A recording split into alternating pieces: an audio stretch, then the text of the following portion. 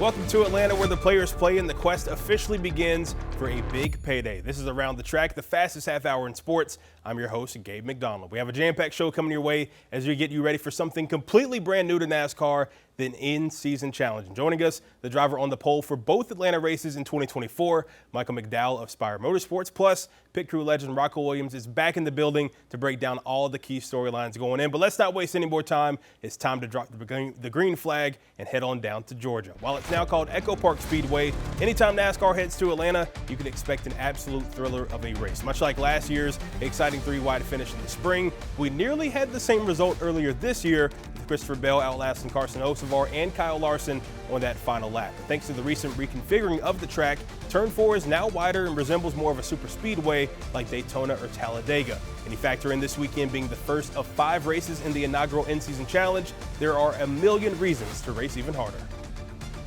It's definitely going to be cool for the fans and everything, and I think it's a very unique idea for unique racetracks that you could, see the guy who's seated 32nd win. But I like it. It's gotten to be really good racing there, and you can see cars make moves and come from the back of the field to the front. Honestly, you can do it a lot easier there than like a Daytona Talladega, just because the field spreads apart in the corners, and if your car's handling good, you can kind of shoot the middle, stuff like that, slip someone to the outside, and those type of things. We have a long season, so just kind of changing it up and adding something to it's great. And the in-season tournament it's cool, right? We've never done anything like it, but there's a big enough reward to care about it. I can tell you that much. No doubt about it, Joey Logano. The track formerly known as Atlanta Motor Speedway, still the same 1.5-mile quad oval it's always been, just of course with a new name. As you said, it's the first race of the inaugural in-season challenge and will once again race at night. But maybe the stakes aren't as high. Of course, last season it was the opening playoff race and was moved to September instead of its summer slot. Joey Logano won that race, which kicked off his championship run in 2024. He's one of 4 drivers in the field with 2 wins at the track. No one has more. And of course, how can we forget the closest 3-wide finish in Cup Series history during the 2024 spring race, with Daniel Suarez getting the win and punching that playoff ticket.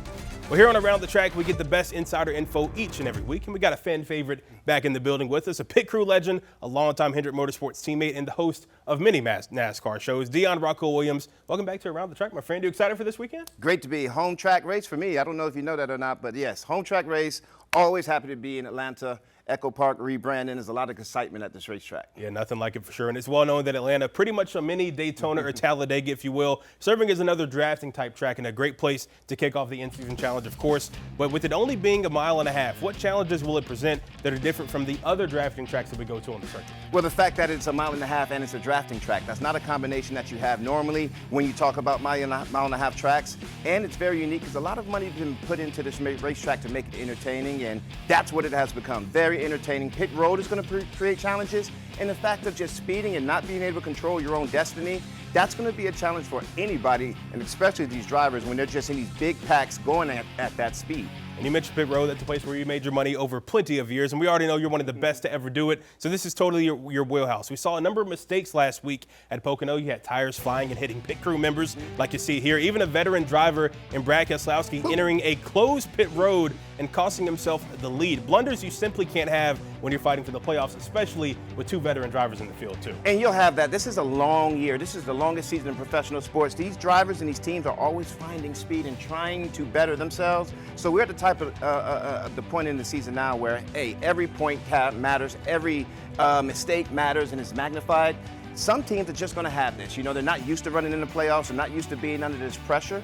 And with that said, that goes with the driver and these crew members. So the best coach team, the best prepped, those are the ones that are going to minimize mistakes, and they'll have the best finishes at a racetrack like this. Absolutely. It's a full team effort to get it done, especially at a track like Atlanta. And when you're owned by an all-time great basketball player, switching gears to a different team, and an all-time great driver, winning certainly imperative. Hasn't really been the case for 23-11 this year. No wins for either Tyler Reddick or Bubba Wallace. Riley Herbst's currently 35th in points, and of course, there's a lot of off-track stuff going on with the team, but how do they break out of this slump, especially with a guy like Bubba Wallace, who leads the circuit in DNFs for 6? Well, you use in-season challenge opportunities like this. There's going to be storylines that we wouldn't normally pay attention to, and there's ebbs and flows in the season. You can't be at the top so high, so teams that start off in the high, they're going to eventually have a low, but it's how you manage out of that low And I feel like racing at a track like this where you have added incentive, $1 million, not only to the fan that picks the correct formula, but the driver who doesn't matter where you finish, just finish in front of the guy that I'm slated against.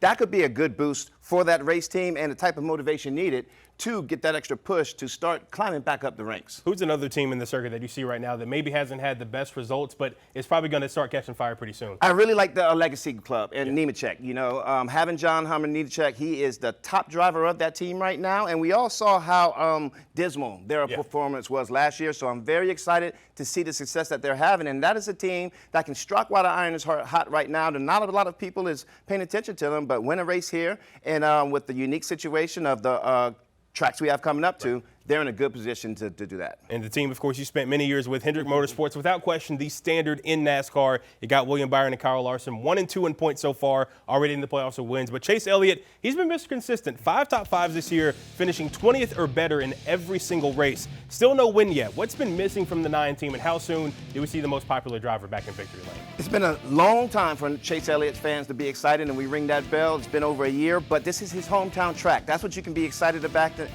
And the fact of the matter is, he's been knocking off top 5s, and you can only win from being in the top 5 and being there consistently week after week, week after week. We know he finishes top 20, but the last 2 weeks finishing in the top 5, he's knocking on that door. And what better place than doing it in your hometown track at Echo Park? And I know Atlanta is a good place for that. Chase Elliott, this might be the week for him. We'll see if they sound the siren down there in Dawsonville. We'll see if he can get a win. Of course, he would love to get another one at his home track. And it's always, you already know you're going to get the best insight with this guy on board. Rocco isn't going anywhere, but our next guest, however, looking to finally go to victory lane at the track he's been very fast at in the past. There's been days where I'm like, I feel like I'm losing it. Am I losing it? And that's what comes with being a veteran driver alongside 2 of the younger women in the sport on one of the newest teams in the sport. Still, Michael McDowell is making the most of his debut season with Spire. The driver of the number 71 Chevy is in Garage Confidential coming up next. And what would you do for $1 million? That's the question 32 Cup drivers have in their minds ahead of the inaugural in-season challenge. We'll take a look at the bracket and give our takes on the matchups coming up next. And plus, NASCAR's favorite son has had success in pretty much every area of the sport, and they recently got to check another accomplishment off the list. How Dale Jr. recently made it back to victory lane. That's coming up right here on Around the Track.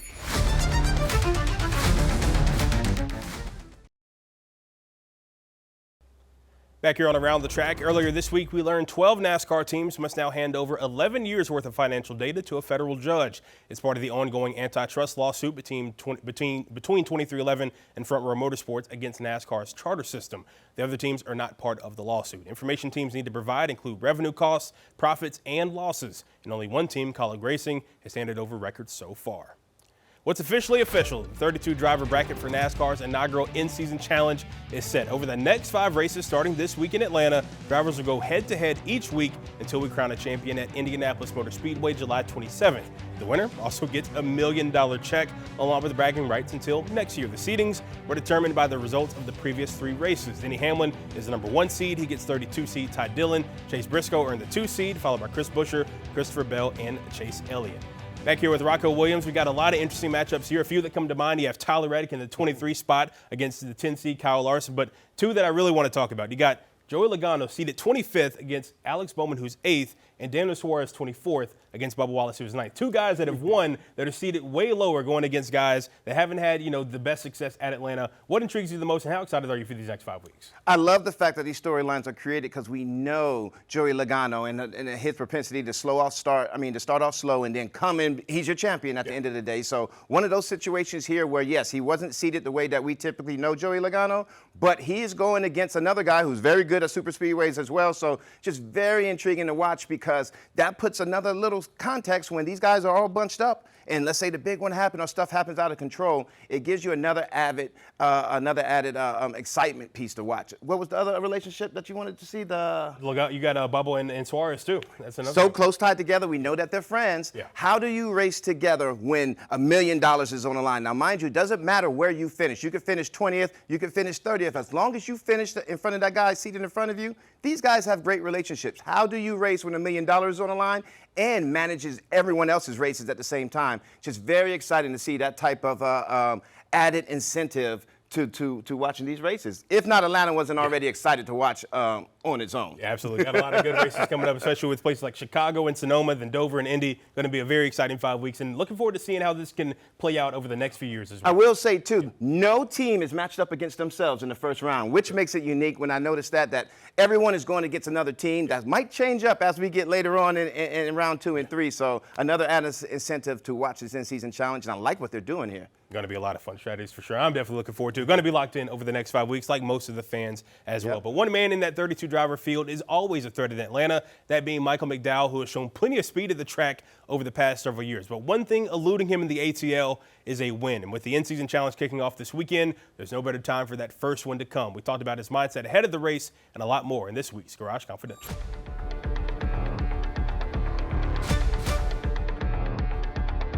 After this weekend, we'll truly be through the halfway point of the entire season. I know just 9 races left in the regular season, but you'll be through 18. Take me through the first half of the year and how it's been with the new team at this point in your career. Man, I would like to get a couple of those back. The season, as you know, it flies by. And yes, it is long, and we're only halfway through, but it's there's been some weekends that I would like to have a redo for sure. But I'm proud of where we're at Spire Motorsports with the speed that we're bringing to the racetrack. We're only halfway through, and there's a lot of opportunities for us to win. There's a lot of opportunities for us to score a lot of points. And really, we look at the next 5 weeks as big opportunities. You mentioned the next 5 weeks. The last time that we had you on the show, you were racing for $1 million in the All-Star race. Now you have the in-season challenge kicking off. First off, your thoughts on it? Do you like it? Also, do you like your matchup going against another veteran, AJ Allmendinger? How do you feel about, just the next 5 weeks coming up and what's going to be at stake for all you guys in the field? I am excited about it. I think it's awesome. I think it's a really cool thing for us to do for the first time. You asked, am I excited to go head-to-head with AJ? No, I'm not excited to go head with AJ because he's, him and I have some similarities in that he usually performs really well at super speedways. And so going head-to-head with him in particular at Atlanta is not going to be easy. I mean, I know that, the way that the seating works, it looks like it should be easy, but it's not. It's AJ Allmendinger, and he's a winner and he's a fighter. But beyond Atlanta, I feel really good about, going to Chicago, going to Sonoma. Those are real opportunities for us to knock out some heavy hitters. And I would be nervous for those guys, whoever that is that we end up going head-to-head with, in those next few weeks. Of course, you're going to Atlanta first off. You swept the poles there last year, and you've had some solid runs as well, even this year. How do you feel about, just the track overall, and especially the way that it runs with it being like another drafting track, a mini Daytona or Talladega, if you will? Yeah, no, it definitely fits into, my wheelhouse and style of where I've had success with super speedways. Atlanta is different, though, for sure. It's not Talladega, it's not Daytona, but feel like, we had a really good package there in the spring. I had a mechanical issue and went several laps down and was able to get those laps back. But, if you look at my teammate, Carson Hocevar, was in position to win that race on the last lap, ended up finishing second by, a few inches. So we're confident going to Atlanta that we'll have the speed and we'll have, the setup that we need to contend. You talked about, really building for the future over there at Spire. You have obviously Carson Hocevar, who seems to be always in the headlines and running well, showing off speed, and even Justin Haley in the 7 car. What's it like being in that veteran role with 2 of the younger drivers on the come up there in the Cup Series at Spire? Yeah, I'm going to need a full-time shrink with these 2 guys. It's been good for me just because they're very different. They're both very young, but their personalities are very different. I mean, Justin is, I don't want to say a veteran because he's so young, but he really does have a lot of experience and a veteran. He's got great work ethic and, knows what he needs in the race car.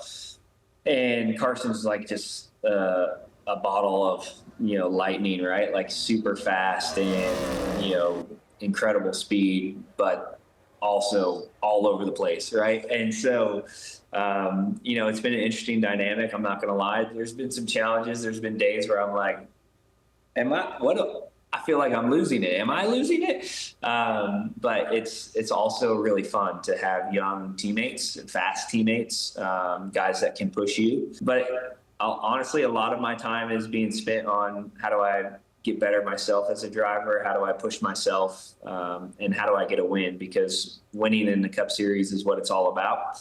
And, we need to get it done here. It's been rough. I mean, that's for sure something to say about it. William Sawalich is just one of many rookies going through some early racing growing pains in the Xfinity Series. We sit down with the driver of the 18 car in that series coming up next, right here on Around the Track.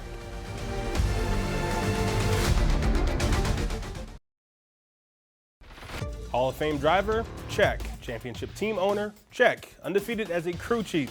Also check. I mean, what can't Dale Jr. do? With Marty Lindley serving a one-race suspension, Jr. filled in atop the pit box for Connor Zilisch in the 88 team last week in Pocono. A decision late in stage 2 to leave Zilisch out paid off as the 18-year-old picked up the win at Pocono, giving Dale Jr. a 1-0 mark as crew chief. While it is likely just a one-off, Dale does feel the experience last week will pay major dividends for the 88 team moving forward. It was a cool experience for me. I'm glad I did it. Marty, I didn't walk in and say, hey, can I do this? Marty texted me, said, hey, would you want to do it? I think you could. And so it was his idea. I'll do whatever my team needs me to do. I'll say this. I think after our experience today, that team, the morale of that team and the energy and excitement around that team is better than it was when we walked in this racetrack, and I was thankful to be a part of that. And staying with the Xfinity Series, Zilisch can finally say he's won at a track other than a road course. Meanwhile, fellow Xfinity rookie William Sawalich is still looking for his first victory lane visit of the year. Our Joey Ellis caught up with the driver of the 18 for Joe Gibbs Racing and has more. All right, William Sawalich drives the number 18 full-time for Joe Gibbs Racing, one of the very talented rookie drivers that makes up this very good 8-driver rookie class. We see Connor Zilisch win in Pocono. What are you learning more about just life now full-time at the Xfinity level? It's definitely different, that's for sure, from ARCA and even trucks. The competition's very dense. Everybody that's in there has done what I've done before. So it's just learning how to go that extra mile is the most difficult part. 3 top 10s for you so far in the season. What are you kind of taken away so far of the season that's been results kind of up and down throughout? Yeah, it's been rough. I mean, that's for sure something to say about it, but it's just learning. I mean, I don't really care about the finishes. I just care about learning for myself, my team, and just really take everything that I can from every weekend, even if the finish doesn't say everything about the weekend that I want it to. How about the team here at JGR? Just the resources are very evident and whatnot that goes into the day-to-day operations. Just for you, the first now full-time year, what has that relationship been like? It's been great ever since I've walked in here 3 years ago. It's felt like a family to me, and everybody here is very welcoming, and my team that I have right now in the Xfinity Series is great. All the guys are great. We all mesh well, and I had a great group of guys on the ARCA car for 2 years, and so it's been great working with everybody here. Even when some of the results aren't, maybe what you want week to week, but are there still things to kind of take away and kind of build on and kind of see this works, this doesn't work? For sure, yeah. I mean, it's to restarts, to pit stops, to just long runs, short runs. It's everything that I'm not used to. And I was used to ARCA races with maybe 10-ish competitive cars. Now it's Xfinity races with 20-ish competitive cars. So it's a lot different. So you could say it's about 2 times as hard. A lot of people say that the Xfinity Series is maybe the most entertaining series of the 3. Why do you think that might be? I think the biggest part is there's not as much dirty air, so that everybody can race each other, pack air, get people loose. The restarts are always really good, and also just the inexperience in the field by some drivers kind of make it interesting and sometimes. Where from, I guess, that first race in Daytona to now, where have you seen yourself grow maybe the most as a driver in this series? It's going to sound weird, but just learning how to learn the racing and just, get through the races. It's not about it as much as it is. It's about practice qualifying, but you can also turn that around in the race. You could have a great qualifying effort and then just do one little mistake and you're out of the race. So it's just putting the little things together to set yourself up for the long run. Appreciate William and the folks at JGR for the time earlier this week. Well, earlier this year at Atlanta, Christopher Bell claimed to love super speedway racing after getting the first of 3 straight wins this year. Who emerges victorious this time around down in Georgia? We got the odds from the books and our victory lane locks coming up next on ATT. All right, back here on Around the Track, time to check out who Vegas thinks takes the checkered flag down in the ATL. Ryan Blaney leads the pack at 8-1. He's been great at Atlanta in the past couple years. Finished P4, P3, and P2 Only one left to go. Behind him, it's last season's winner Joey Logano at 8.5 to 1. Then Austin Cindric finishing that Penske trio at the top. He has 9 to 1 odds to get it done. That's followed by William Byron and Kyle Busch. So that's who Vegas likes this weekend. But what do we think? Rocco, you already know the drill. Time for our victory lane locks. Who do you like to take the checkered flag this weekend? I'm going Christopher Bell. No better reason than at Atlanta, where he won at last, to get back on the track like he did early in the season. Doesn't have the speed in those cars, but find it here in Atlanta this week. That's who I'm going for. Would be a good solid date for him to get a win in advance in the in-season challenge as well, especially with his matchup against Ricky Stenhouse Jr. So we'll see how that plays out. I'm going with Kyle Larson, so we'll see how they shake out this weekend in Atlanta. But for Rocco and Joey, I'm Gabe McDonald. We'll see you next week when we look ahead to the street race in the Windy City here on Around the Track. Enjoy the race, everybody.